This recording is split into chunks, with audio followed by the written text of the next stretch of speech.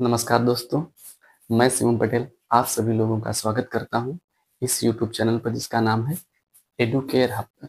आज हम पढ़ेंगे क्षेत्र मिति। क्षेत्र मिति के बारे में जानेंगे। क्षेत्र मिति क्या होता है? क्षेत्र मिति मुख्यतः 3 भागों में बटी है। पहला भाग 2D होता है, माने उसमें सब वो चीजें आती हैं जो 2 डायमेंशन के शेप होते हैं। और दूसरा होता है 3D, जिसमें 3 डायमेंशन के शेप आते हैं।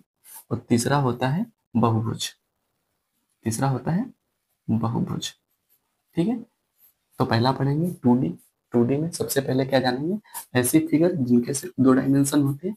2 डायमेंशन का मतलब कुछ और नहीं, मतलब जिसमें सिर्फ लंबाई और चौड़ाई होगी। और 3 डायमेंशन में लंबाई चौड़ाई के साथ में ऊंचाई भी होगी। लंबाई चौड़ाई के साथ में ऊंचाई भी होगी। ठीक है, 2 डायमेंशन में हम क्या क्या पढ़ेंगे? पहले नंबर पर हम ट्रायंगल पढ़ेंगे। ट्रायंगल पढ़ेंगे माने त्रिभुज पढ़ेंगे। ट्रायंगल पढ़ेंगे। फिर हम दूसरे नंबर पर क्वाड्रिलेटरल पढ़ेंगे। दूसरे नंबर पर क्वाड्रिलेटरल पढ़ेंगे मतलब चतुर्भुज। इसमें हम लोग स्क्वायर पढ़ेंगे, वर्ग। रेक्टेंगल पढ़ेंगे। रेक्टेंगल पढ़ेंगे मतलब आयत। पैरेललोग्राम पढ़ेंगे। पैरेललोग्राम पढ़ेंगे, समांतर चतुर्भुज। और चौथा रोम्बस पढ़ेंगे। रोम्बस मतलब समचतुर्भुज। इन सब चीजों को जानेंगे। फिर तीसरे नंबर पर हम सर्कल पढ़ेंगे। सर्कल मतलब वृत्त के बारे में जानेंगे। सर्कल, सेमी सर्कल, इन सब चीजों को पढ़ेंगे। और चौथे नंबर पर हम हेक्सागन माने षटभुज को पढ़ेंगे। ठीक है, हेक्सागन को पढ़ेंगे। ठीक है, 2 डायमेंशन में ये पढ़ेंगे। फिर 3 डायमेंशन में पढ़ेंगे।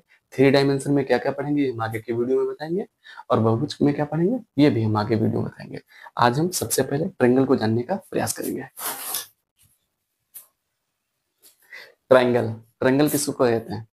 किन्हीं भी 3 भुजाओं से बंद आकृति मतलब इनक्लोज फिगर को हम ट्रायंगल कहते हैं। जैसे समझ लेते हैं, जैसे मान लेते हैं एक डायमेंशन ये है, एक डायमेंशन ये है, एक डायमेंशन ये है।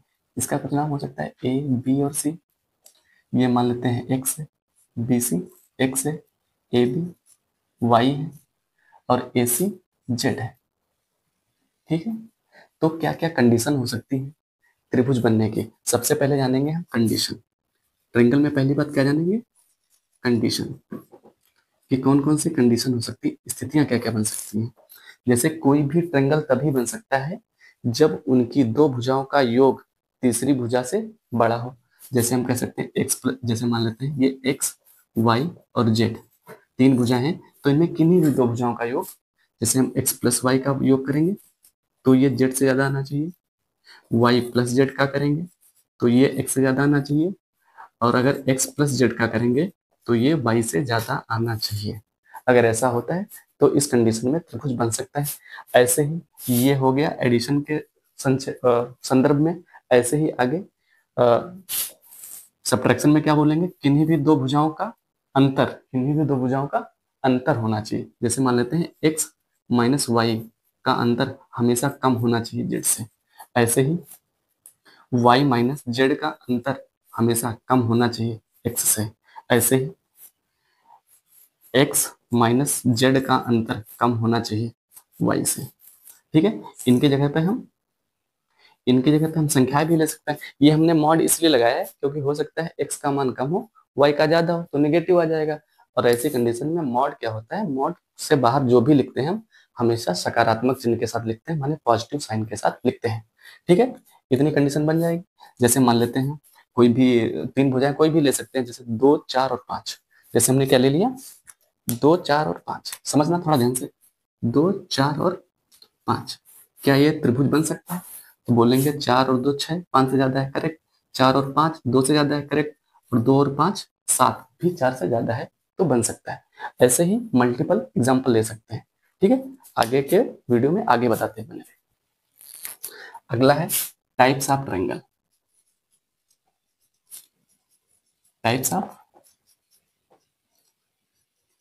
ट्रायंगल माने त्रिभुज के प्रकार। त्रिभुज के प्रकार कितने होते हैं? त्रिभुजों को मुख्यतः 2 आधारों पर बांटा गया है। 2 आधार कौन कौन से हो सकते हैं? पहला साइड के बेस पर, और दूसरा एंगल्स, साइड्स मतलब भुजाओं के आधार पर, और दूसरा एंगल मतलब कोणों के आधार पर, कोणों के आधार पर। ठीक है, भुजाओं के आधार पर भी त्रिभुज तीन टाइप के होते हैं। पहला विषम बाहु त्रिभुज, विषम बाहु त्रिभुज। विषम बाहु त्रिभुज ऐसे त्रिभुज जिनकी कोई भी साइड बराबर ना हो, माने सब साइड अलग अलग हो। जैसे कोई एक त्रिभुज बना है ये, तो ये इसके बराबर नहीं होगी, ये इसके बराबर नहीं होगी, ये इसके बराबर नहीं होगी। ए बी सी, जैसे ये 3 हो सकती है, ये 4 हो सकती है, और ये 2 हो सकती है। ठीक है, दूसरे नंबर पर हम बोलेंगे समद्विबाहु त्रिभुज, समद्विबाहु त्रिभुज, समद्विबाहु त्रिभुज। विषम बाहु को स्केलिन बोलते हैं, स्केलिन ट्रायंगल। ठीक है, समद्विबाहु त्रिभुज जिसकी कोई भी दो साइड बराबर हो, जैसे ये हम ट्रायंगल बनाते हैं ए बी और सी, इसकी कोई भी दो साइड बराबर हो जाएंगे। ये इसके बराबर हो सकती है, ये 2 है तो ये 2 हो जाएगी, ये तीसरा 3 हो सकती है। ठीक है, इसको हम बोलेंगे समद्विबाहु त्रिभुज या आइसोसेलेस ट्रायंगल। क्या बोलेंगे? Isosceles triangle. तीसरा होता है समबाहु त्रिभुज, समबाहु त्रिभुज। समबाहु त्रिभुज ऐसा त्रिभुज जिसकी सब भुजाएं बराबर हो। जैसे कोई एक त्रिभुज है ए बी सी, तो उसकी ये साइड आपस में बराबर होगी। जैसे ये 5 सेंटीमीटर, तो ये भी 5 सेंटीमीटर होगी, ये भी 5 सेंटीमीटर होगी।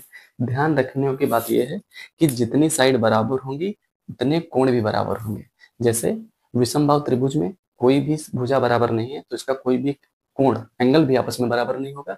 समद्विबाहु में दो भुजाएं बराबर है, तो बराबर भुजा के सामने का कोण भी बराबर होगा, माने इसके दो कोण भी बराबर होंगे। और विषम समबाहु त्रिभुज में तीनों भुजाएं बराबर हैं, तो इसके तीनों कोण भी बराबर होंगे। अब हम इसके क्षेत्रफल के बारे में जानने का प्रयास करेंगे। आगे बताते हैं। Area of a scalene triangle. अगर हम कोई विषम बाहु त्रिभुज का क्षेत्रफल निकालेंगे तो कैसे निकालेंगे? विषम बाहु त्रिभुज का क्षेत्रफल निकालने के लिए सिंपल और साधारण तरीका यही होता है कि ह्यूरोन्स फार्मूला लगाया जाए। और ह्यूरोन्स फार्मूला क्या होता है वो बताते हैं। ह्यूरोन्स फार्मूला,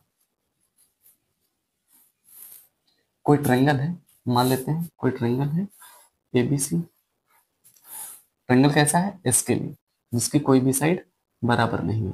ठीक है, ये मान लेते हैं ए सेंटीमीटर है, ये बी सेंटीमीटर है, और ये डी सेंटीमीटर है।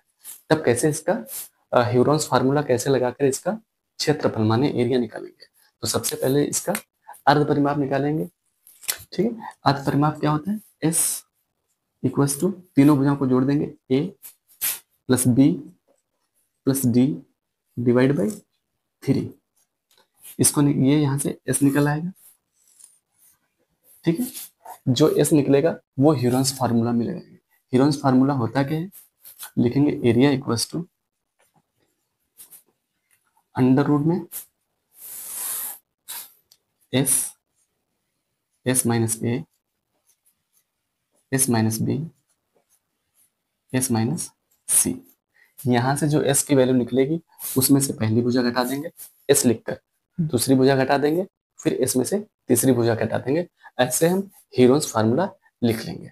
ठीक है, अगर कोई एक ऐसा ट्रायंगल होता है, ये हो गया स्केलिन के लिए। जैसे मान लेते हैं कोई एक ऐसा त्रिभुज है और उसके ऊपर कोई भी एक परपेंडिकुलर डाल दिया जाता है। जैसे मान लेते हैं ये ए बी सी एक त्रिभुज है, इसके ऊपर हमने एक परपेंडिकुलर डाल दिया है ए डी, इसके ऊपर हमने परपेंडिकुलर डाल दिया है ए डी।